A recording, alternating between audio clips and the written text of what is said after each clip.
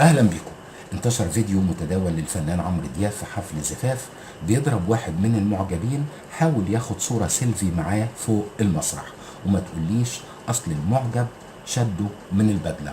مقطع فيديو تاني متداول لنفس الفنان بيسأل على السواق بتاعه ويقول فين الحمار راح فين. مقطع كمان فيديو لنفس الفنان بيزيح مهندس التصوير بتاعه. هنا عايز اوجه رسالة للفنان عمرو دياب ورسالة للمعجبين والجماهير.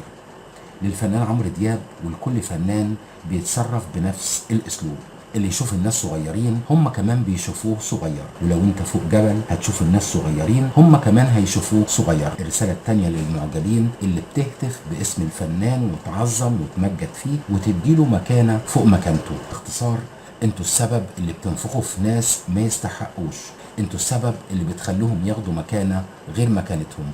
اتحملوا اللي يجرى لكم.